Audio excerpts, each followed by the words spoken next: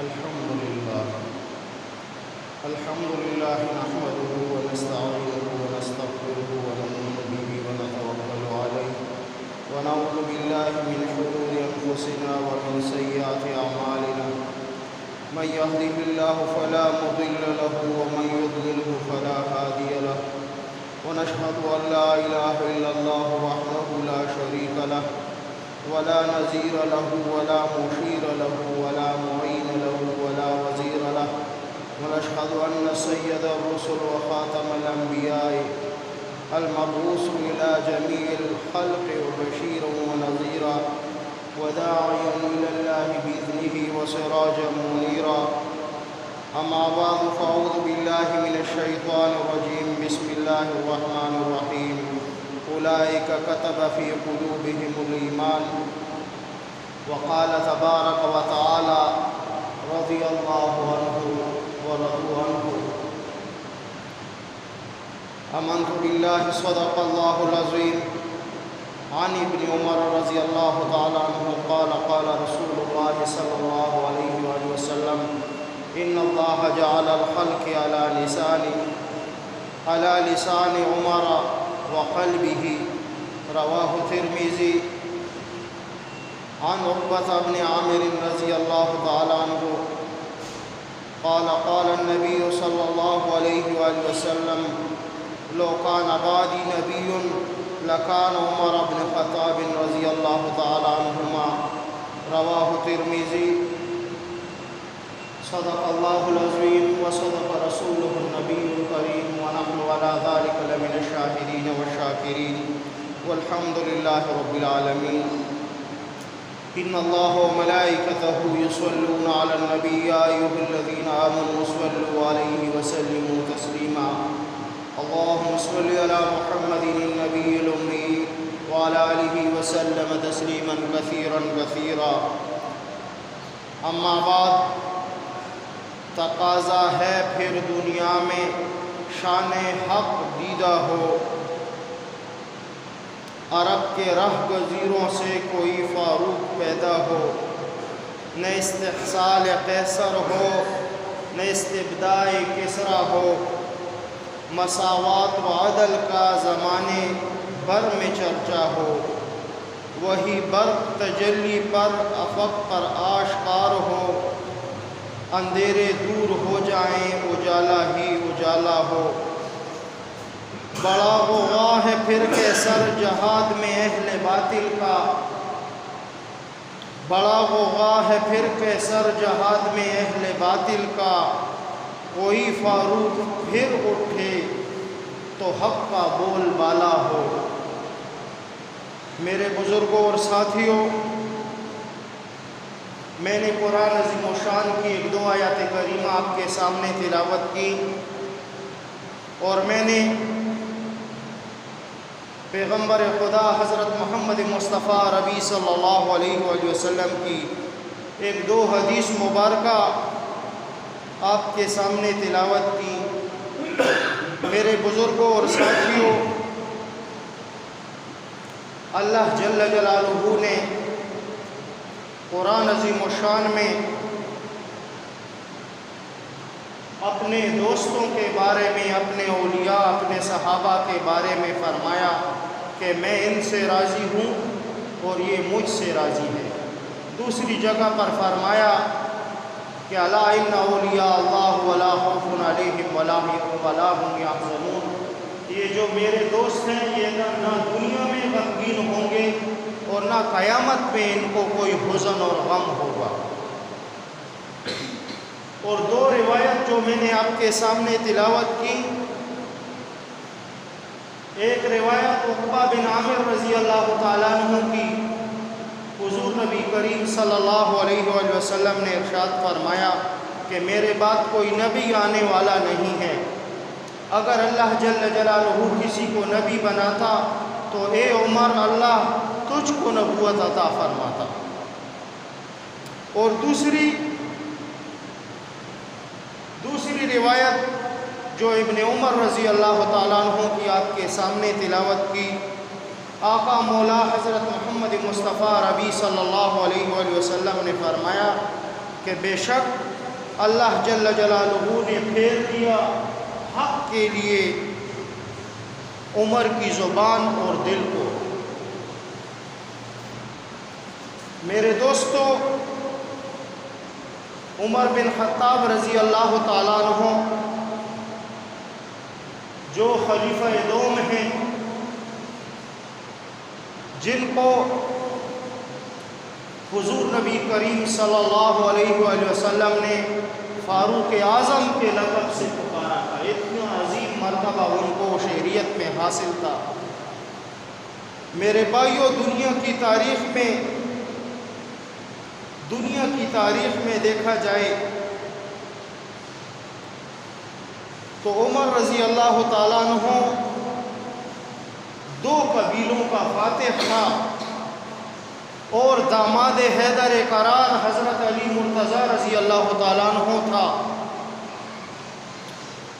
جو عمر غیرت میں مشہور عالم تھا، جو عمر بیت المقدس کو فتح کرنے والا تھا، جو عمر کعبۃ اللہ میں اللہ کا نام بلند کرنے والا تھا، جو عمر لقب فاروق دربار رسالت میں حاصل کرنے والا تھا۔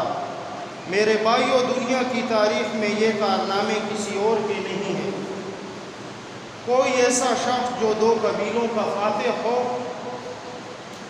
مجھے بتاؤ کوئی ایسا شخص تاریخ میں ہے؟ کلمہ تو نبی کا سب نے پڑھا ہے، لیکن ہر کسی کو اللہ جل جلالہ نے اپنا اپنا مقام عطا فرمایا ہے۔ میرے دوستو، حضرت علی رضی اللہ تعالیٰ عنہ کی الگ شان ہے، انہوں نے جناب نبی کریم صلی اللہ علیہ وآلہ وسلم کا کلمہ پڑھا۔ پھر حمزہ رضی اللہ تعالیٰ عنہ کی الگ شان ہے، انہوں نے بھی کلمہ پڑھا۔ پھر عثمان بن عفان رضی اللہ تعالیٰ عنہ کی شان ہے، انہوں نے بھی الگ کلمہ پڑھا۔ سیدنا حضرت ابوبکر صدیق رضی اللہ تعالیٰ عنہ کی الگ شان ہے، خلیفہ اول ہے، انہوں نے بھی کلمہ پڑھا نبی کا۔ لیکن کعبہ میں خدا کا نام بلند حضرت علی رضی اللہ تعالیٰ عنہ کی موجودگی میں بھی نہیں ہوا تھا۔ کعبہ میں اللہ جل جلالہ کا نام بلند اس وقت ہوا جب وہی عمر میرے نبی صلی اللہ علیہ وآلہ وسلم کے دروازے پر آیا اور کملی والے نے پوچھا عمر کیسے آیا ہے؟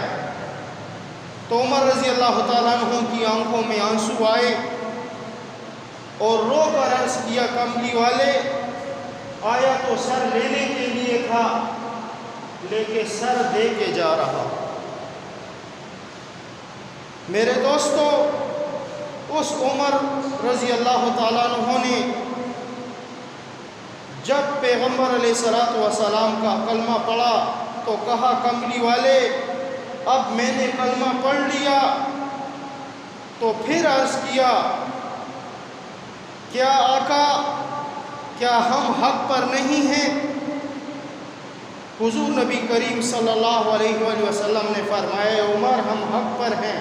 تو عرض کیا کہ یہ مجھ سے برداشت نہیں ہو سکتا کہ عمر کلمہ بھی پڑھ لے اور آج اذان بھی دارالارقم میں ہو، ایسا نہیں ہوگا، آج کعبہ کی چھت پر اذان ہوگی اور خدا کا نام بھی بلند ہوگا۔ یہ عمر رضی اللہ تعالیٰ عنہ کا مقام تھا میرے دوستوں اور بزرگوں، کہ آیا تو اس غرض سے تھا ابتداء اسلام کی اور ابتداء ایمان لانے کی۔ جب نکلا تو مسلمانوں کو کہنے لگا کہ آج جاتا ہوں، تم جس چراغ جس شمع کے پروانے ہو، آج تمہاری شمع کو بجھانے کے لیے جا رہا ہوں۔ تلوار کو لہرایا اور سینے نکلے۔ راستے میں ایک صحابی ملا اور فرمایا، عمر کیوں اتنے غصے میں جا رہے ہو؟ فرمایا، جس شمع کے تم پتنگ ہو اس شمع کو بجھانے کے لیے جا رہا ہے۔ اس صحابی نے بہت خوب جواب دیا، فرمایا، اے عمر اس شمع کی روشنی تو تمہارے گھر میں بھی آ چکی ہے۔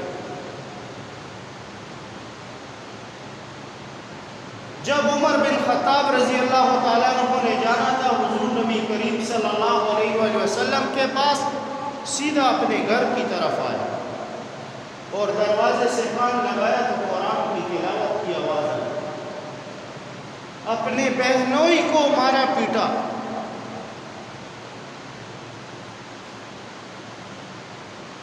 اور اپنی بہن سے کہنے لگے کہ میرے آنے سے پہلے تم کیا پڑھ رہی تھی؟ انہوں نے جواب میں کہا عمر، آج سے تمہارے اور ہمارے راستے جدا جدا ہیں۔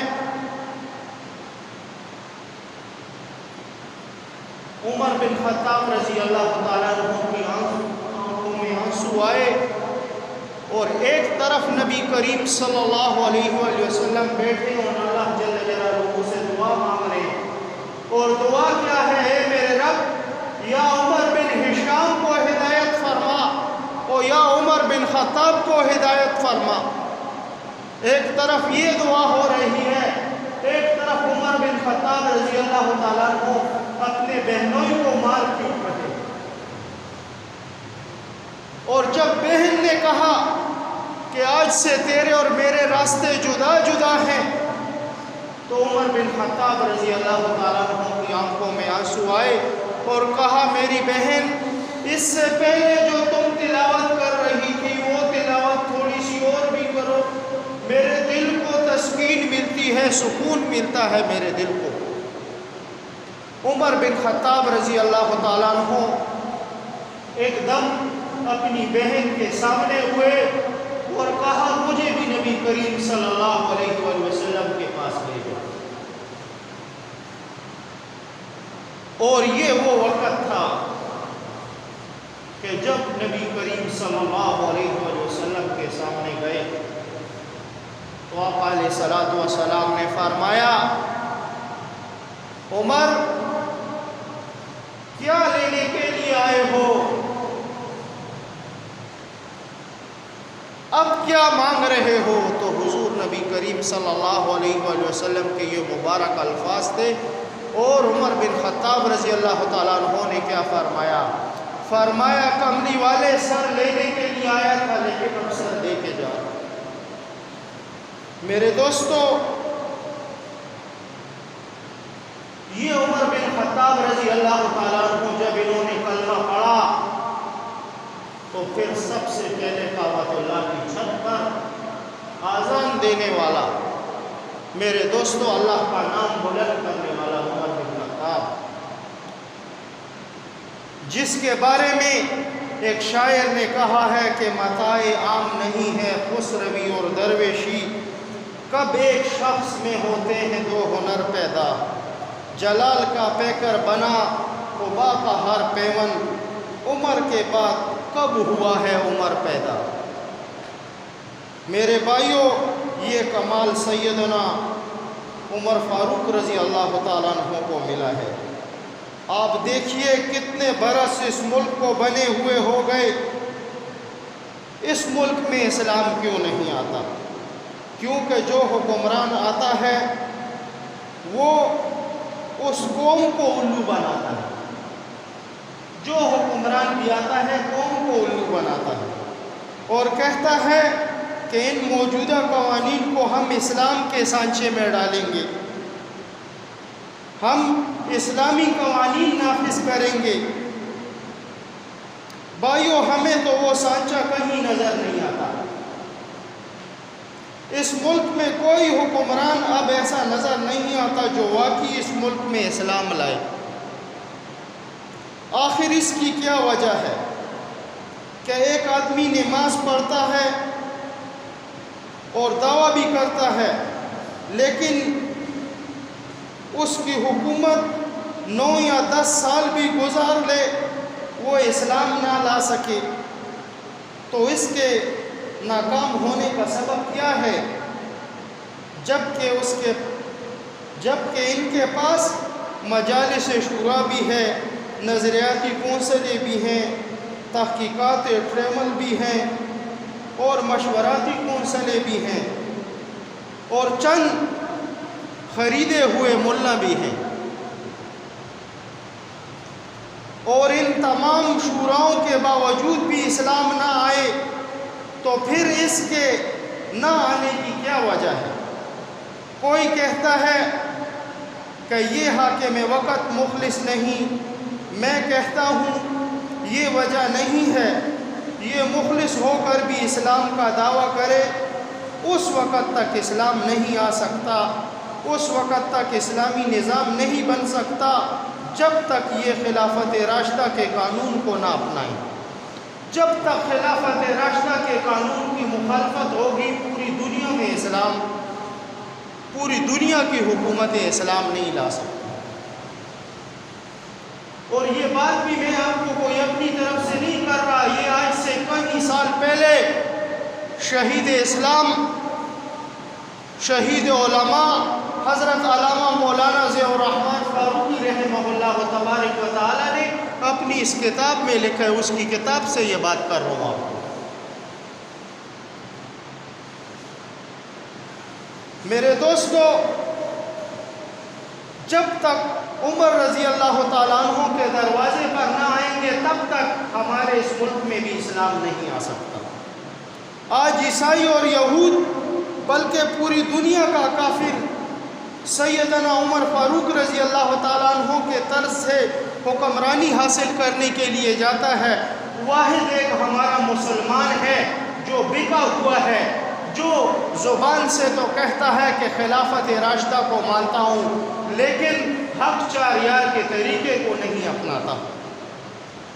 اور جب تم کلمہ محمد صلی اللہ علیہ وآلہ وسلم کا پڑھ کر بھی عمر رضی اللہ تعالیٰ عنہ کے دروازے پر نہیں جاتے تو پھر تم کروڑ مرتبہ اسلام کا دعویٰ کرو، تم جھوٹ بکتے ہو، اس لیے کہ یہ اسلام تو سیدنا عمر فاروق رضی اللہ تعالیٰ عنہ کے دروازے سے آیا ہے۔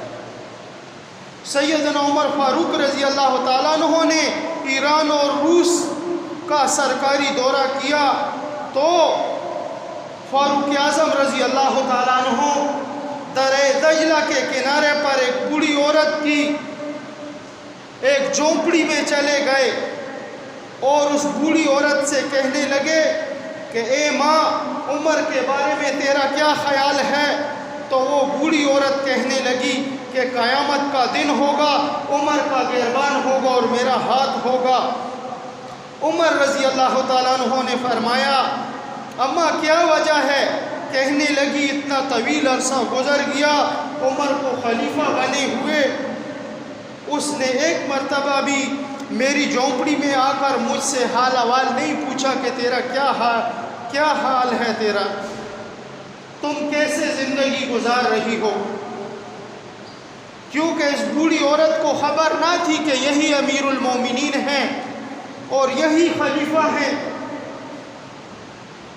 فاروق اعظم رضی اللہ تعالیٰ عنہ نے فرمایا کہ اے اماں، عمر کو کیا پتا ہے کہ تیری جھونپڑی یہاں ہے، تو یہاں درہ دجلہ کے کنارے پر رہتی ہے۔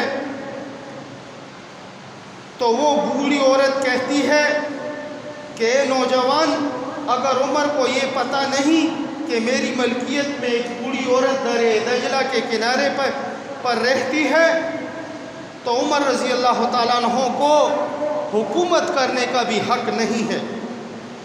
یہ طرز حکمرانی جس کو اس ملک میں لائے بغیر اسلام پاکستان میں نافذ نہیں ہو سکتا۔ جیسے عمر بن خطاب رضی اللہ تعالیٰ عنہ نے اس بوڑھی کی یہ بات سنی تو کب کبھی طاری ہو گئی اور کہنے لگے عمر بن خطاب رضی اللہ تعالیٰ عنہ، جب تک ایسے حکمران نہیں آئیں گے تو دنیا میں اسلام اور حق چار یار کا طریقہ کیسے عام ہوگا؟ یہ امیر المومنین سیدنا عمر بن خطاب رضی اللہ تعالیٰ عنہ کا دور خلافت تھا۔ چنانچہ سیدنا عمر فاروق رضی اللہ تعالیٰ عنہ مکہ مکرمہ میں ہر سال کھلی کچہری لگاتے، کھلی کچہری، احتساب کے لیے کھلی کچہری لگاتے۔ یہ آج جیسی کھلی کچہری نہیں کہ جو لوگ کہیں، سیاسی لوگ کہ ہم میڈیا پر آئیں گے اور عوام کے سامنے بیٹھیں گے، اور عوام سے کہیں گے کہ تمہاری کیا مشکلات ہیں اور تمہارے کیا مسائل ہیں، ہم کا حل کریں گے. نہیں، مدینہ کی گلی میں سریعام زمین پر بیٹھے امیر المومنین عمر بن خطاب رضی اللہ تعالیٰ عنہ بیٹھے ہوئے، اور کھلی کچہری لگی ہوئی ہے، کھلی کچہری. اور اس کھلی کچہری میں ایک شخص آیا اور اس نے عمر بن خطاب رضی اللہ تعالیٰ عنہ سے کہا کہ میں غریب ہوں، فقیر ہوں، عرب کے شہزادے نے میرے منہ پر تماچا مارا ہے، مجھے چماٹ لگایا ہے منہ پر. طواف میں بھی کر رہا تھا اور طواف یہ شہزادہ بھی کر رہا تھا، دونوں طواف کر رہے ہیں. طواف کے دوران اس شہزادے نے میرے منہ پر تھپڑ مارا ہے. عمر بن خطاب رضی اللہ تعالیٰ عنہ کا عدل اور انصاف دیکھو. عبد الرحمن بن عوف رضی اللہ تعالیٰ عنہ اپنے وزیر کو بھیجا اور کہا جاؤ اس شہزادے کو اٹھا کر لاؤ میرے پاس. اور سیدھا گئے عبد الرحمن بن عوف رضی اللہ تعالیٰ عنہ اور گئے اور شہزادے کے پاس اور اسے فوراً گرفتار کی اور لے کر آ گئے.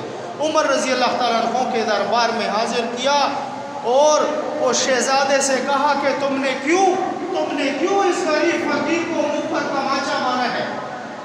تو اس نے کہا حضرت طواف میں بھی کر رہا تھا اور میرا جو جبہ تھا اس پر اس فقیر کا پاؤں آ گیا، اس غریب کا پاؤں میرے جبے پر آ گیا، اس وجہ سے میں نے اس کو تماچا لگایا منہ پر، اس وجہ سے میں نے چماٹ مارا اس کے منہ پر.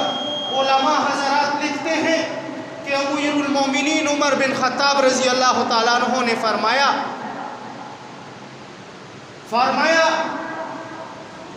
کہ اے شہزادے اب تو یہاں کھڑا ہو جا اور یہ فقیر اور غریب آئے گا تیرے منہ پر تماچا لگائے گا، تمہیں بھی اس کے بدلے میں تماچا لگے گا. جیسے تم نے اس شہزادے سے کہنے لگا جیسے تم نے اس غریب فقیر کو منہ پر تماچا لگایا تھا ایسے تمہیں بھی لگے گا. اب وہ شہزادہ دیکھ رہے اور پریشان. جب اس فقیر غریب کو دیکھا، اس بدو کو دیکھا، وہ بدو بھی عاشق رسول تھا، جب اسے دیکھا اس نے شہزادے نے تو شہزادے پر کپ کپی طاری ہو گئی. یہ تو دیسی گھی کھانے والا گاؤں کا ہے اور میں تو شہزادہ ہوں، اس کا تماچا کیسے برداشت کروں گا منہ پر. بہت زیادہ ڈر کے مارے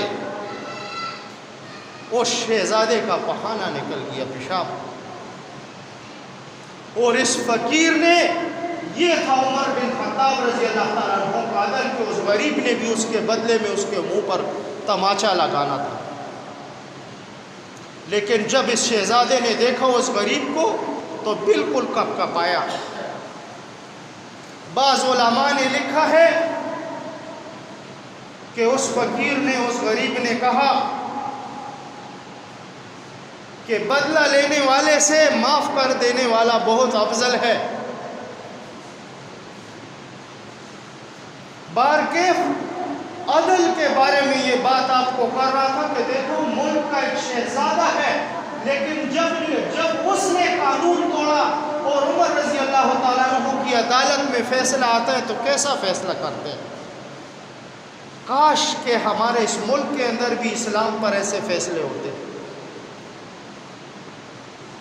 آج آپ کو یہ جو فوج کا نظام لگ رہا ہے، لیکن حقیقی نظام جو فوج کا تھا وہ عمر بن خطاب رضی اللہ تعالیٰ عنہ نے بنایا. جو رمضان میں قرآن عظیم و شان اور تراویح کے جو ختم ہے اور اس کا طریقہ کار ہے، یہ عمر بن خطاب رضی اللہ تعالیٰ عنہ نے باقاعدہ ترتیب دی اور شروع کیا. اور پھر اس کے بعد دیکھو قرآن کی کتابت اور ایک جلد میں جمع ہونا اور مسلمانوں کے سامنے پیش ہونا، اس کا مشورہ دینے والا کون؟ عمر بن خطاب رضی اللہ تعالیٰ عنہ. اور میرے دوستو، عمر بن خطاب رضی اللہ تعالیٰ عنہ عدل اور انصاف ان کا، جب ان کی حکومت بھی نہ تھی، اس وقت جب امیر المومنین سیدنا حضرت ابو بکر صدیق رضی اللہ تعالیٰ عنہ کا دور خلافت تھا، اس دور خلافت میں بھی ایک مرتبہ کہنے لگے کہ میں کیسے میں اللہ جل جلالہ کا برگزیدہ اور پسندیدہ بندہ بنوں، کیسے میری نیکیاں زیادہ ہوں۔ تو رات کو سوچا اور کہا مدینے سے چند میل کے فاصلے پر ایک بوڑھی 80 سال کی عورت رہتی ہے، میں جاؤں گا اور اس کی خدمت کروں گا، اس کے گھر کی صفائی کروں گا، اس کے لیے پانی بھر کر لاؤں گا اور اس کی خدمت کروں گا۔ سیدنا حضرت عمر بن خطاب رضی اللہ تعالیٰ عنہ صبح ہوئی اور جیسے ہی نماز پڑھی تو اس بوڑھیا کے دروازے پر گئے، اس جھونپڑی پر پہنچے اور اس بوڑھیا سے کہا، سلام کیا اور کہا اماں جان میں آیا ہوں آپ کے گھر کا کام کاج کرنے کے لیے، آپ کے گھر کا کام کاج کرنے کے لیے آیا ہوں۔ تو اس بوڑھیا نے کہا بیٹا آپ سے پہلے ایک شخص آیا میرے گھر کا کام کاج کر کے چلا گیا ہے۔ عمر بن خطاب رضی اللہ تعالیٰ عنہ دوسرے دن فجر کی نماز سے بھی پہلے آئے اور جب پہنچے پھر سلام کیا اور پوچھا تو اس بوڑھی اماں جان نے کہا بیٹا آج بھی وہ شخص آیا ہے میرے گھر کا کام کاج کر کے میرے لیے پانی بھر کے چلا گیا ہے۔ عمر بن خطاب رضی اللہ تعالیٰ عنہ تیسرے دن پھر فجر کے وقت سے بھی بہت پہلے گئے اور جب پہنچے اور سلام کیا اور پوچھا تو اماں جان نے کہا بوڑھی نے کہ بیٹا آج بھی وہ شخص آیا ہے میرے گھر کا کام کاج کر کے، اب وہ گیا ہے چشمے سے پانی بھرنے کے لیے۔ عمر بن خطاب رضی اللہ تعالیٰ عنہ نے کہا کہ یہ نیکی میں کر تو نہیں پایا لیکن دیکھوں کہ یہ نیکی کرنے والا ہے کون۔ تو انتظار کیا اور دیکھ رہے ہیں کہ سامنے پہاڑ کی طرف سے ایک شخص آ رہا ہے جس نے سفید نورانی پوشاک پہنی ہوئی ہے اور چہرے پر کپڑا ڈالا ہوا ہے اور پانی کی مشک اٹھائی ہوئی اور آ رہا ہے۔ جب قریب پہنچا تو عمر رضی اللہ تعالیٰ عنہ نے ان کے چہرے سے کپڑا ہٹایا تو حیران ہو گئے، ایک دم غش کھایا اور کہا امیر المومنین آپ ہیں۔ پھر تیسری مرتبہ پھر کہا آپ ہیں، حیران ہو گئے اور کہا کہ دیکھو مجھے پہلے شک تھا کہ میرے علاوہ اگر یہ خدمت کوئی کرے گا تو وہ حضرت ابو بکر صدیق رضی اللہ تعالیٰ عنہ بھی ہو سکتا ہے، دوسرا کوئی نہیں ہو سکتا۔ میرے ساتھیوں اور بزرگوں، میری اس باتوں کا خلاصہ اور مجموعہ یہ ہے کہ کاش ہمارے اس ملک کے اندر بھی ایسا عدل اور انصاف آئے، کاش کہ ہمارے ملک کو بھی ایسے لوگ ملے، ہمارے اس ملک کو بھی ایسے وزیر ملے، ایسے مشیر ملے اور صدر ملے۔ آج تو ہمارے وہ ناظم بھی اتنے گھٹیا قسم کے لوگ ہیں کہ ایک نالی صاف کرتے ہیں تو 10 مہینے مولوی مسجد امام پر بھی احسان کرتے ہیں، مولوی صاحب دیکھتے ہو تمہاری مسجد کی نالی میں نے صاف کروائی ہے۔ وہ جو وزیر ہوگا جس نے ساری عمر شرابیں اور کبابیں کی ہوں گی، سود اور حرام کیا ہوگا، وہ بھی اگر کسی غریب کے گھر کی نالی صاف کروا دے گا ایک مرتبہ، اپنی جیب سے کروائے گا بھی نہیں، وہی عوام کا پیسہ خزانے سے اٹھائیں گے اور اسی سے صاف کروائیں گے، لیکن جب مسجد کے قریب سے گزریں گے تو پہلے احسان امام پر کریں گے، کہیں گے امام صاحب دیکھو نا میں نے تمہاری مسجد کی نالی صاف کروائی ہے۔ تو میرے دوستو ہم اس تجاوز تک گر گئے، حالانکہ اللہ کے گھر کی خدمت کرنا صرف امام پر فرض نہیں ہے بلکہ یہ سب لوگوں کا فرض ہے۔ جیسے اپنے گھر کو صاف ستھرا رکھتے ہیں ایسے اللہ کے گھر کو بھی صاف ستھرا رکھیں۔ کاش ہمارے اس ملک کے اندر مساجد کی تو تکلیف نہیں ہوتی، لیکن آج مساجد پر بھی ٹیلی فون ٹیکس اور ٹی وی ٹیکس، کیونکہ نعوذ باللہ ثم نعوذ باللہ ہم نے زبان سے تو کہا کہ ہم اسلام لے کر آئیں گے، لیکن حقیقت ہمارا جملہ تھا کہ ہم یہودستان اور عیسائیستان لے کر آئیں گے۔ یا اللہ جل جلالہ ہمارے اس ملک کا حامی اور ناصر ہو۔ اللہ جل جلالہ ہمارے اس ملک میں عمر بن خطاب رضی اللہ تعالیٰ عنہ جیسا کوئی عادل حاکم لے کر آئے۔ وآخر دعوانا الحمدللہ رب العالمین۔ اس اشعار کے ساتھ بس کروں گا۔ میرے دوستو، کونین کی تخلیق کا مولا تو سبب ہے، اسلام کا مفہوم تیرے در کا ادب ہے۔ طٰہٰ سے آیا ہے تیری سیرت کا قصیدہ، قرآن میں یاسین تیرا نام نسب ہے۔ والشمس کا مطلب تیرے چہرے کی تلاوت، واللیل تو مولا تیری زلفوں کا لقب ہے۔ وآخر دعوانا الحمدللہ۔